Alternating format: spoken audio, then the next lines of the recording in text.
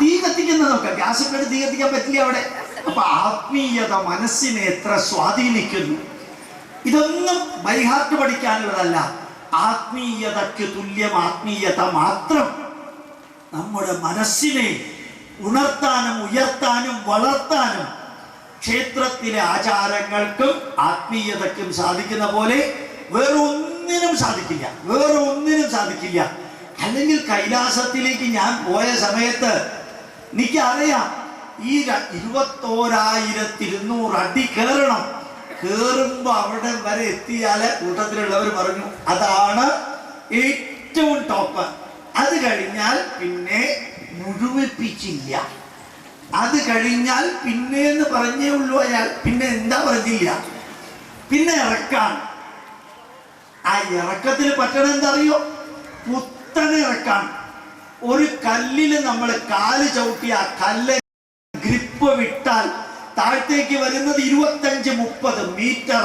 ഈശ്വരാനുഗ്രഹം കൊണ്ട് ശരീരത്തിന് വലിയ പ്രയോജനം ഇല്ലാത്ത ഭാഗമാണെങ്കിലും ഇടിച്ചു വീഴുന്നത് എവിടെയാ അറിയോ? പുറംവശാണ്. ആ വീഴ്ച ഒരു 7 പ്രാവശ്യം വീണതാ ഞാൻ. ആരോടാ പറയുക? ഓടിയാൽ പുലി മാതിരിയുള്ള പട്ടികളാണ്. ഒരൊറ്റ മനുഷ്യൻ ആ പ്രദേശത്തില്ല. ഒരു മനുഷ്യനില്ല, ഒരു മരമില്ല, ഒരു ഗ്രിപ്പില്ല. ഐസ് മാത്രം, ഒഴുകുന്ന വെള്ളം പോലും ഇല്ല. ഒത്തിരി കുടിക്കാൻ പറ്റില്ല. ഏത് സമയത്ത് ആ സ്നോ വീഴുന്ന അറിഞ്ഞൂടാ. ആ സ്നോ എങ്ങാനും ഇതിന്റെ ഇടയിൽ കൂടെ അകത്തേക്ക് പോയാൽ അത്രയും തണുത്ത് വിറങ്ങലിക്കുന്ന 3 ദിവസം 72 മണിക്കൂറാണ് 52 കിലോമീറ്റർ ഇത്രയും ഉയരത്തിൽ പോവാൻ. എന്നിട്ടും പോകുന്നുണ്ട് ആയിരക്കണക്കിന് ആൾക്കാര് എന്നുള്ളത് ആലോചിക്കാം. ഈശ്വരാനുഗ്രഹം കൊണ്ട് കൈലാസത്തിൽ പോയാൽ സർവ്വ പാപവും തീരും എന്ന് പറയാൻ കാരണം എന്താ അറിയാമോ? കാഠ്മണ്ഡു വിട്ടാ പിന്നെ ടോയ്ലറ്റ് ഇല്ല. അപ്പൊ മൊത്തം പാപം തീരുന്നതിന്റെ അർത്ഥം മനസ്സിലായല്ലോ. പിന്നെ കാഠ്മണ്ഡുവിൽ വന്നാലേ ഉള്ളൂ. അപ്പൊ അതിനിടയ്ക്ക് 14 ദിവസം ഉണ്ട് ഈ യാത്രയിൽ. അതെല്ലാം മാനസ സരോവരം ഉൾപ്പെടെ എല്ലാം കഴിഞ്ഞു വരുമ്പോ ഞാനിത് നിങ്ങളോട് പറഞ്ഞത് വിഷയം മാറിപ്പോയില്ല. ഈ മനുഷ്യ മനസ്സിനെ സ്വാധീനിക്കാൻ ഭയമില്ലാത്ത ഭക്തി, ഈശ്വരനോടുള്ള ഭയമാണെങ്കിൽ നിങ്ങൾ ചെയ്യുന്നത് പലതും ഭയപ്പെട്ടിട്ട് ചെയ്യാൻ. ഭയമില്ലാത്ത ഭക്തിയാണ് ഹൈന്ദവ ജനതയുടെ അടിസ്ഥാന സത്യം. മനുഷ്യ മനസ്സിനെ അങ്ങ് സമർപ്പിക്കുക. മനുഷ്യ മനസ്സില് നല്ല കഥകൾ കേട്ട് മാറ്റം ഉണ്ടാക്കുക, നല്ല അനുഭവങ്ങൾ കേട്ട് മാറ്റം ഉണ്ടാക്കുക, നല്ല ഉപദേശങ്ങൾ കേട്ട് മാറ്റം ഉണ്ടാക്കുക, ജീവിത സത്യങ്ങൾ കേട്ട് മാറ്റം ഉണ്ടാക്കുക. എന്താ ഈ അനുഭവങ്ങൾ കേൾക്കുക? ശ്രീനാരായണ ഗുരുദേവൻ പറഞ്ഞൊരു വരിയുണ്ട്. നമ്മുടെ ക്ഷേത്രങ്ങളില് പുരാണങ്ങളുടെയും ഇതിഹാസങ്ങളുടെയും കഥകളും അനുഭവങ്ങളും പറഞ്ഞു കൊടുക്കാൻ 2 യുവാക്കളെ, വിദ്യാഭ്യാസമുള്ളവരെ ശമ്പളം കൊടുത്ത് നിയോഗിക്കണം അമ്പലങ്ങളില്. ഗുരുദേവന്റെ സന്ദേശമാണത്. 2 യുവാക്കളെ ശമ്പളം കൊടുത്ത്. എന്തിനാ ഈ കഥകൾ കേൾക്കുന്നത്? ജീവിതത്തിൽ പലതും അനുഭവിച്ച് തിരുത്താൻ ശ്രമിക്കുന്നതിന് പകരം അനുഭവിക്കുന്ന കഥ അത് കേട്ട് തിരുത്താൻ ശ്രമിച്ചാൽ 5-10 മിനിറ്റ് മതിയാവും കഥ കേൾക്കാൻ, അനുഭവങ്ങൾ കേൾക്കാൻ. വെറുതെ ആലോചിച്ച് നോക്കാം. ഗാന്ധാരിയെ പോലെ കണ്ണുകെട്ടി നടന്നാൽ ഗാന്ധാരിയുടെ മക്കൾക്കുണ്ടായ അനുഭവം നമ്മുടെ മക്കൾക്ക് ഉണ്ടാവും. സിമ്പിൾ, ഒറ്റ വരി. ധർമ്മപുത്രര് ചൂത് കളിച്ചപ്പോ കുന്തി മിണ്ടാതിരുന്നു. ആ മകനോട് നിന്നെ പോലെയുള്ള വ്യക്തികളല്ലയോ യുധിഷ്ഠിര, നിന്നെ പോലെയുള്ള വ്യക്തികള് വ്യഭിചരിക്കരുത്, മദ്യപിക്കരുത്, ചൂത് കളിക്കരുത് എന്ന് അമ്മ ഒന്ന് പറഞ്ഞിരുന്നെങ്കിൽ ധർമ്മപുത്രന് ചൂത് കളിക്കില്ല. കളിച്ചില്ലെങ്കിൽ 13 വർഷം ഇവർ കാട്ടിൽ പോയിട്ട് നരകയാതന അനുഭവിക്കേണ്ടി വരുമായിരുന്നില്ല. ഓർമ്മിക്കുക, പുരാണത്തിലെ കഥകൾ പഠിക്കുന്നത് സ്വർഗത്തിലേക്ക് പോകാനല്ല. മഹാഭാരതത്തിലെ കഥകളും അനുഭവങ്ങളും പഠിക്കുന്നത് സ്വർഗത്തിലേക്ക് പോകാനല്ല. ആകാശത്തിന്റെ മുകളിൽ ഒരു സ്വർഗവുമില്ല, ഭൂമിക്ക് താഴെ ഒരു നരകവുമില്ല. നമുക്ക് നാമേ പണിവത് നാഗം, നരകവും അതുപോലെ അത് ഈ ഭൂമിയിലുള്ളതാണ്.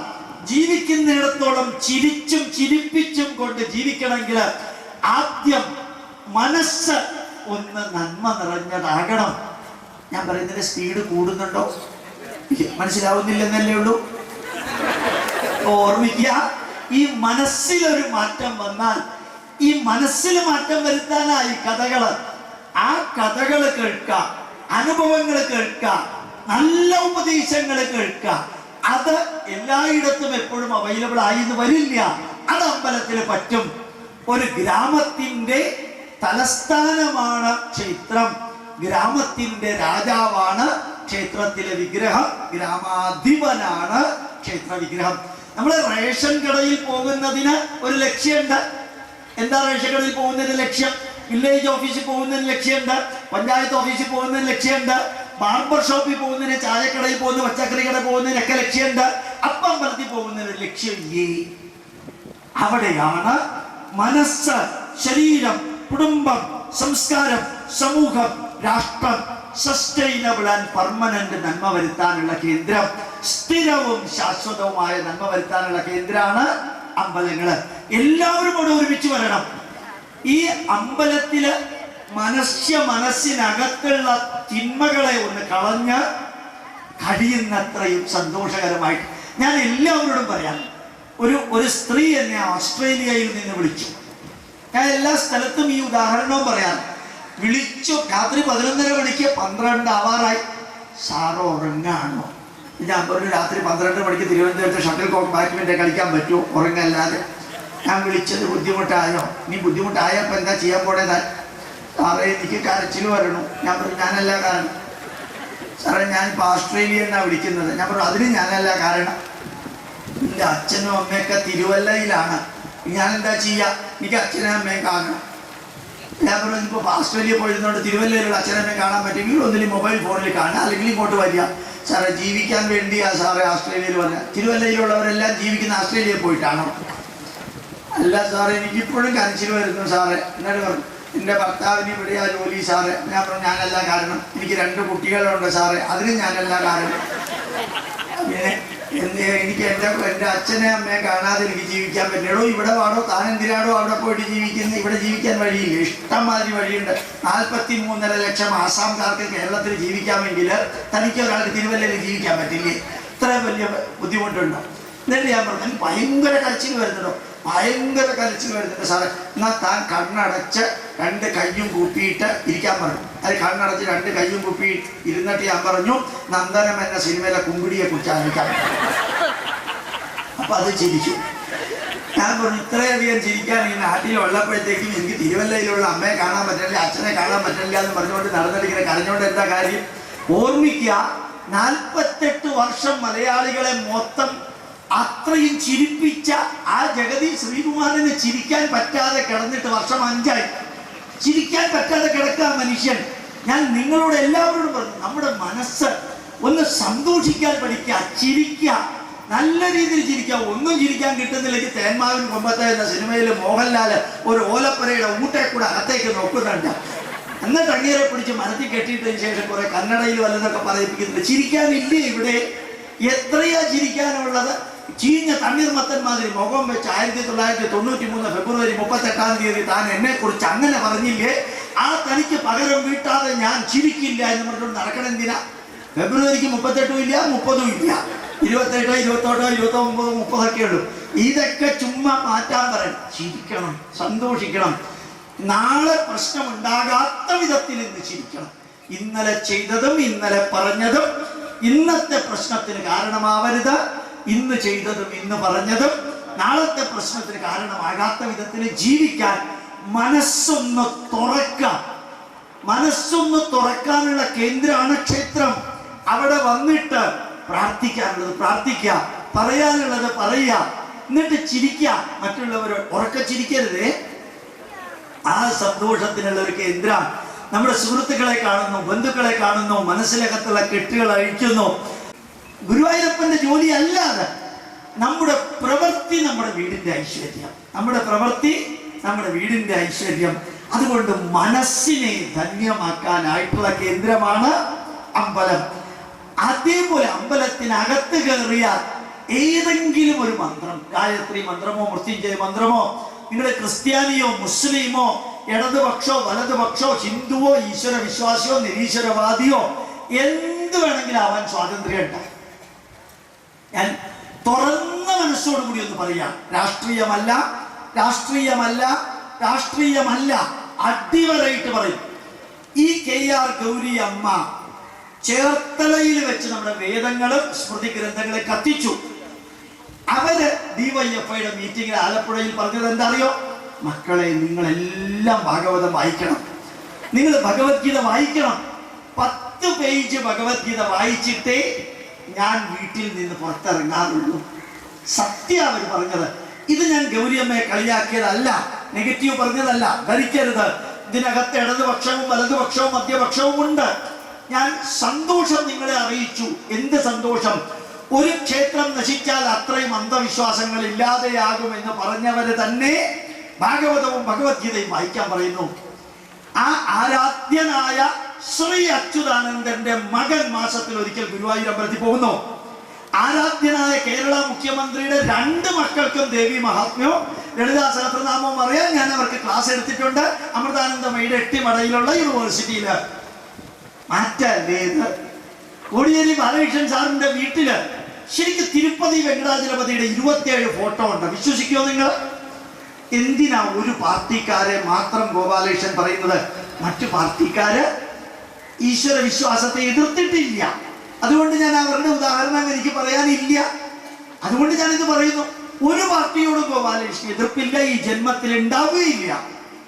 അപ്പോ എതിരെ നിന്നവർക്ക് പോലും പിന്നീട് മാറേണ്ടി വരുന്നു. മാറണം. എന്താ കാര്യം?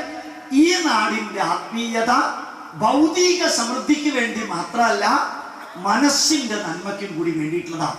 ആ മനസ്സിനെ തിന്മയിൽ നിന്ന് നന്മയിലേക്ക്, ആ മനസ്സിനെ നെഗറ്റീവിൽ നിന്ന് പോസിറ്റീവിലേക്ക്, ആ മനസ്സിനെ ഭയത്തിൽ നിന്ന് ഭയമില്ലാത്തതിലേക്ക്, ആ മനസ്സിനെ അപകർഷതയിൽ നിന്ന് ആത്മവിശ്വാസത്തിലേക്ക്. വിവേകാനന്ദനും 8ാമത്തെ വയസ്സിലാ സമാധിയായത്. അത് ചിലപ്പോൾ നിങ്ങൾ ഓർത്തുവന്ന് വരും. ശങ്കരാചാര്യന് 32ാമത്തെ വയസ്സില്, വിവേകാനന്ദൻ 39ാമത്തെ വയസ്സില്. എന്തേ കാരണം? 500 വർഷത്തേക്ക് ചെയ്യാനുള്ളത് ചെയ്തിട്ടുണ്ടെന്നാണ് വിവേകാനന്ദൻ 39ാമത്തെ വയസ്സില് സമാധിയാവുമ്പോ പറഞ്ഞത്. ഭാരതത്തിൽ 2 വട്ടം കറങ്ങി 4 മഠങ്ങൾ സ്ഥാപിച്ച് സർവജ്ഞപീഠം കേറാൻ 32ാമത്തെ വയസ്സില് ശങ്കരാചാര്യക്ക് സാധിച്ചു എങ്കിൽ അവിടെ 32 എന്നുള്ളത് പ്രാധാന്യമുണ്ട്. മഹാത്മാഗാന്ധി എത്രാമത്തെ വയസ്സിലാണ് മരിച്ചത്? അറിഞ്ഞൂടാ. അദ്ദേഹത്തിന്റെ ഭാര്യയ്ക്ക് തന്നെ അറിയോ സംശയം, അല്ലെങ്കിൽ മക്കൾ നെഗറ്റീവ് അർത്ഥത്തിൽ പറഞ്ഞതല്ല. എത്രാമത്തെ വയസ്സ് വരെ ജീവിച്ചിരുന്നു എന്നുള്ളത് ഇമ്പോർട്ടന്റ് അല്ല. ജീവിച്ചിടത്തോളം കാലം എങ്ങനെ ജീവിച്ചു, അത് മനസ്സിന്റെ നന്മയാണ്. ആ മനസ്സിന്റെ നന്മയുടെ കേന്ദ്രമാണ് ക്ഷേത്രങ്ങള്. അതുപോലെ ശരീരത്തിന്റെ കേന്ദ്രം. സാധിക്കുമെങ്കിൽ വീട്ടിൽ നിന്ന് ചെരുപ്പിടാതെ അമ്പലത്തിൽ പോയി, അമ്പലത്തില് ചുമന്ന ഷർട്ട്, പച്ച നീല ഡ്രസ്സുകൾ ഒഴിവാക്കുക, ചുമപ്പ് പച്ച നീല ഡ്രസ് ഒഴിവാക്കി 20 സെക്കൻഡ് ശ്രീകോവിലിനകത്ത് മുമ്പിൽ നിന്ന് തൊഴുത് 5 സെക്കൻഡ് കണ്ണടച്ച് 5 സെക്കൻഡ് കണ്ണ് തുറന്ന് 15 സെക്കൻഡ് കണ്ണടച്ച് തൊഴുത് 3 പ്രദക്ഷിണം വെച്ച് തീർത്ഥവും പ്രസാദവും തിരുമധുരവും കഴിച്ച് പുറത്ത് വന്നൊരു പ്രദക്ഷിണവും വെച്ച് 8 മണിക്ക് മുമ്പാണെങ്കിൽ ആൽമരത്തിന് 7 പ്രദക്ഷിണവും വെച്ച് വീട്ടിലേക്ക് മടങ്ങിയാൽ നിങ്ങളുടെ ശരീരത്തിന് രോഗമുണ്ടാവില്ല. ഇത് ഞാൻ പറയുന്നത് ആത്മീയത മാത്രം ചേർത്തിട്ടല്ല, ആത്മീയതയും അതിനകത്തുണ്ട്. എന്റെ PhD ബയോകെമിസ്ട്രിയിലാണ്. ആ ബയോകെമിസ്ട്രി ഉപയോഗിച്ചിട്ടാണ് നിങ്ങളോട് പറയുന്നത്. ആ ശ്രീകോവിലിനകത്ത് നിന്ന് വരുന്ന പ്രകാശം കണ്ണിന്, ക്ഷേത്രത്തിലെ വാദ്യങ്ങൾ, മന്ത്രം, സംഗീതം, മണിനാദം ചെവിക്ക്, ആ ക്ഷേത്രത്തിലെ സുഗന്ധം മൂക്കിന്, ആ ക്ഷേത്രത്തിൽ നിന്ന് ലഭിക്കുന്ന തീർത്ഥം, അതുപോലെ തന്നെ തിരുമധുരം, അപ്പം, അട, പായസം നാക്കിന്, ആ ക്ഷേത്രത്തിൽ നിന്ന് ലഭിക്കുന്ന ചന്ദനം, കുങ്കുമം, കളഭം, ഭസ്മം ത്വക്കിന്, ചെവി, കണ്ണ്, മൂക്ക്, നാക്ക്, ത്വക്ക്, പഞ്ചജ്ഞാനേന്ദ്രിയം, സെൻസറി ഓർഗൻസ്. മറ്റേത് മതത്തിലാണ് ഇതുള്ളത്? 5 സെൻസറി ഓർഗൻസിനെ ആക്ടിവേറ്റ് ചെയ്യിക്കാനുള്ള കേന്ദ്രം. ആ ചെരുപ്പിടാതെ നടക്കുമ്പോ, വളരെ അടുത്ത കാലത്ത് അമേരിക്കൻ യൂണിവേഴ്സിറ്റി പറഞ്ഞതാണ്, 30 മിനിറ്റ് ചെരുപ്പിടാതെ നിങ്ങൾ നടന്നാൽ നിങ്ങളുടെ മെമ്മറി 7 ഇരട്ടി വർദ്ധിക്കും. ഒരു ജ്യോതിഷ ദ്രവ്യം വേണ്ട, ഒരു സന്തോഷ ദ്രവ്യം വേണ്ട. ഞാൻ കണ്ടുപിടിച്ചതല്ല, ചെരുപ്പിടാതെ കാലിന്റെ ചുവട്ടില് നല്ല ഷാർപ്പായിട്ടുള്ള കല്ലുകൾ മണ്ണിലും കൂടെ പോകുമ്പോ എഫക്ട് ചെയ്യുന്നത് തലയ്ക്കാണ്. കാലിന്റെ ചുവട്ടിലുള്ളത് തലയ്ക്ക് എങ്ങനെ എഫക്ട് ചെയ്യണമെന്ന് അറിയണമെങ്കിൽ സിമ്പിൾ ആയിട്ട് മതി.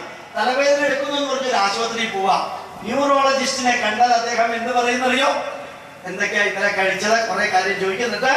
നേരെ കട്ടിലിൽ കിടക്കാൻ പറഞ്ഞ ഒരു ആണിയെടുത്ത് കമ്പിയെടുത്ത് കാലിന്റെ ചുവട്ടില് ഒന്ന് വരയ്ക്കും. കണ്ടിട്ടുണ്ടോ? കാലിന്റെ ചുവട്ടിലാ വരയ്ക്കുന്നത്.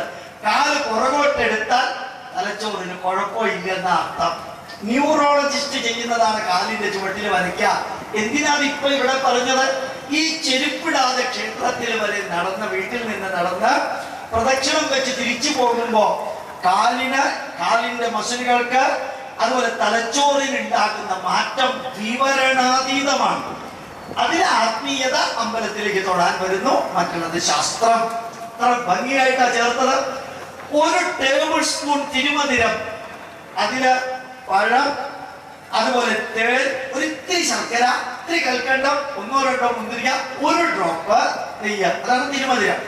ആ തിരുമധുരം 1 ടേബിൾ സ്പൂൺ നിങ്ങൾ കഴിച്ചാൽ അതിൽ 1 ഗ്രാം ഫ്രക്ടോസ് ഷുഗർ ഉണ്ട്. Fructose sugar 1 gram fructose sugar മതി 24 മണിക്കൂർ തലച്ചോറ് പ്രവർത്തിക്കാൻ. 24 മണിക്കൂർ തലച്ചോറ് പ്രവർത്തിക്കാൻ 1 ഗ്രാം ഫ്രക്ടോസ് ഷുഗർ മതി. ഇപ്പൊ വെറുതെ ആലോചിച്ച് നോക്കാം. 1 ടേബിൾ സ്പൂൺ, ടീസ്പൂൺ അല്ല, ടേബിൾ സ്പൂൺ, 2.5 ടീസ്പൂൺ ആണ് 1 ടേബിൾ സ്പൂൺ. അത്രയും തിരുമധുരം. ആ ആത്മീയതയ്ക്കകത്തും തലച്ചോറ് പ്രവർത്തിക്കുന്ന ഒരു സയൻസ് അതിനകത്തുണ്ട്. രാവിലെ 7 പ്രാവശ്യം ആൽമരത്തിന് പ്രദക്ഷിണം വെച്ചാൽ ആൽമരത്തിൽ നിന്ന് വരുന്ന 30 ppm ഓസോൺ അകത്തേക്ക് പോയാൽ ശ്വാസകോശ സംബന്ധമായ രോഗങ്ങളില്ലാതെയാവും. വെറുതെ ചിന്തിച്ചു നോക്കാം. അമ്പലത്തിലെ സകല കർമ്മങ്ങളും ശരീരവുമായിട്ട് ബന്ധപ്പെട്ടിട്ടാണ്. ശരീരം മനസ്സുമായി ബന്ധപ്പെട്ടിട്ട്, ശരീരവുമായിട്ട് ബന്ധപ്പെട്ടിട്ട്. ഇനി ആലോചിക്കുക. മൂന്നാമത്തേത് നമ്മുടെ കുടുംബ ബന്ധം. ഭാര്യയും ഭർത്താവും കൂടി അമ്പലത്തിൽ പോവാ. ഭാര്യയുടെ ജന്മദിനത്തിന് ഭർത്താവ് വഴിപാടിന് കൊടുക്കാം, ഭർത്താവിന്റെ ജന്മദിനത്തിന് ഭാര്യ വഴിപാടിന് കൊടുക്കാം, അമ്മയുടെ അച്ഛന്റെ ജന്മദിനത്തിന് മക്കളെ വഴിപാടിന് കൊടുക്കാം, മക്കളുടെ ജന്മദിനത്തിന് മാതാപിതാക്കളുടെ വഴിപാടിന് കൊടുക്കാം. ആ കുടുംബ ബന്ധം എങ്ങനെ ഇരിക്കും എന്ന് ആലോചിച്ച് നോക്കാം. നിങ്ങൾ വെറുതെ ഈ അമ്പലത്തിൽ പോകുമ്പോ വൈകുന്നേരവും രാവിലെ വെറുതെ ഭാര്യയും ഭർത്താവും അമ്പലത്തിൽ തീർത്ഥവും പ്രസാദവും കഴിച്ച് പുറത്തേക്ക് വരുമ്പോ ഭാര്യ ചന്ദനമെടുത്ത് ഭർത്താവിന്റെ നെറ്റിയിലൊന്ന് തൊടുന്ന കാഴ്ച നിങ്ങൾ കണ്ടാൽ നിങ്ങൾക്ക് എന്താ തോന്നുക? പറയണ്ട, വിചാരിക്കാം. ഭാര്യ ഈ ചന്ദന കയ്യിലെടുത്ത് അപ്പൊ ഭർത്താവ് ഇങ്ങനെ നിന്നു കൊടുക്കാം നെറ്റിയില്. ഇങ്ങനെ അതാണെങ്കിൽ അരിവാ ചുറ്റിക നക്ഷത്രം മാറിയേ. അപ്പൊ പിന്നെ അതിനെ ഇവിടെ നിന്ന് ശരിയാക്കി ഇവിടെ ശരിയാക്കി ഭംഗിയാക്കിയിട്ട് ആ ഭാര്യയുടെ മനസ്സിലെന്തായിരിക്കും, ഭർത്താവിന്റെ മനസ്സിലെന്തായിരിക്കും? അനുരാഗവും പ്രതിരാഗവും ഒക്കെ അവിടെ ഇരിക്കട്ടെ. ആ ബന്ധത്തിന്റെ നിങ്ങൾ കാണുന്നവർക്ക് എന്താ തോന്നുക? ഇതുമാതിരി വേറെ എവിടെയാ നടക്കുക? ദോശവായിൽ വെച്ച് കൊടുക്കുന്ന വീട്ടിൽ കണ്ടിരിക്കാൻ നിങ്ങൾക്ക് തോന്നുമോ? ഇല്ലല്ലോ. അപ്പോ ആ ഒരു ധന്യമായിട്ട് ഭാര്യാഭർത്തൃ ബന്ധത്തിന്റെ നന്മ ഒരുമിച്ച് അവിടെ പോവുക, ഒരുമിച്ച് പ്രദക്ഷിണം വെക്കുക, ലോക കാര്യങ്ങൾ സംസാരിക്കുക. ഈ വീടിന്റെ അടുക്കളയ്ക്ക് ചുറ്റും മാത്രം കഴിയുന്നതിൽ നിന്ന് sharing, caring and curing, sharing, caring and curing. ഇനി ഇവര് മക്കളുമായിട്ട് അമ്പലത്തിൽ പോയി വിചാരിക്കാം. നല്ല കച്ചേരി, നല്ല കഥകളി, നല്ല ഓട്ടത്തുള്ളല്, നല്ല ചാക്യാർകൂത്ത്, അല്ലെങ്കിൽ കൃഷ്ണനാട്ടം, ഡാൻസ്, നല്ല ക്ഷേത്ര കലകള്, വാദ്യം, ഇതിങ്ങനെ കുടുംബാംഗങ്ങൾ ഒരുമിച്ചിരുന്ന് ഇങ്ങനെ കാണാൻ ശ്രമിക്കുന്നു. ഇടയ്ക്കിടയ്ക്ക് കമന്റുകൾ പറയുന്നു. ഇതിന്റെ സുഖം നിങ്ങൾക്ക് ശംഖുമുഖം ബീച്ചിൽ പോയാൽ കിട്ടുമോ? ബാഹുബലി സിനിമ കാണാൻ തിയേറ്ററിനകത്ത് പോയാൽ കിട്ടുമോ? റെയിൽവേ സ്റ്റേഷനിൽ ഇത്രയും തിരക്കുള്ള ആൾക്കാരുടെ ഇരുന്നാൽ കിട്ടുമോ? ചിന്തിച്ചു നോക്കാം. പാർക്കിൽ പോയാൽ കിട്ടുമോ? ഈ അമ്പലത്തിനകത്തെ തുറന്ന മനസ്സോടുകൂടി സ്വതന്ത്രമായിട്ടിരിക്കുന്ന ആ ഒരു feeling. The family which pray together stay together. The family which pray together stay together. അതാണ് അമ്പലത്തിൽ കുടുംബ ബന്ധം. ഒരുമിച്ച് ചിരിച്ചുകൊണ്ട് പോവുക. ഞാൻ ഒത്തിരി പേരെ കണ്ടിട്ടുണ്ട്. മാതാ പ്രധാനന്ദമയുടെ കർമ്മമണ്ഡലത്തിൽ ഒരുമിച്ച് പ്രവർത്തിക്കുന്ന ഭാര്യ ഭർത്താക്കന്മാര്, സായിബാബയുടെ കർമ്മമണ്ഡലത്തിൽ ഒരുമിച്ച് പ്രവർത്തിക്കുന്ന ഭാര്യ ഭർത്താക്കന്മാര്. അവിടെ ഒന്നും വീട്ടിനകത്തൊരു പ്രശ്നമില്ല. എന്താ കാരണം അറിയോ? അവര് വീടിന്റെ പുറത്ത് വലിയൊരു ലക്ഷ്യത്തിന് വേണ്ടി ഒരുമിച്ച് പ്രവർത്തിക്കുമ്പോ വീട്ടിനകത്ത് ചെറിയ ചെറിയ ചെറിയ കാര്യങ്ങൾ, നിങ്ങളെ സാമ്പാറിന് ഉപ്പ് കുറഞ്ഞു എന്ന് പറഞ്ഞ് 2 ദിവസം മുഖം വീർപ്പിച്ചോണ്ട് നടന്നില്ലേ? അവിടെ സാമ്പാറിന് ഉപ്പ് കുറഞ്ഞാൽ കുറച്ച് ഉപ്പ് ഇടുക, ഉപ്പ് കൂടുതലാണെങ്കിൽ കുറച്ച് പച്ചവെള്ളം ഒഴിക്കുക. അപ്പൊ അതിത്ര വലിയ കാര്യം എന്താണ്? ഉപ്പ് കുറഞ്ഞാൽ ഉപ്പ് കൂടുതലിടാം, ഉപ്പ് കൂടുതലാണെങ്കിൽ ഒന്ന് കുറയ്ക്കാൻ ഇതിനൊക്കെ വഴിയുണ്ട്. ഇനി അതാണ് ആത്മീയതയാണ് അതിനകത്ത്. അല്ലാതെ തൂഷനിലയിൽ ഊണ് കഴിച്ചാലും സ്റ്റീൽ പാത്രത്തിൽ ഊണ് കഴിച്ചാലും തിന്നുന്ന നിലയല്ലല്ലോ. എവിടെ ഊണ് കഴിച്ചാലും എന്താ? അങ്ങനെ ചോദിക്കുമ്പോഴത്തേക്കും നമ്മുടെ മനസ്സിന് ആ ചടങ്ങുകൾ, അത് ആചാരങ്ങളല്ല, ചടങ്ങുകൾക്കുള്ള ബന്ധം ഉറപ്പിക്കല്.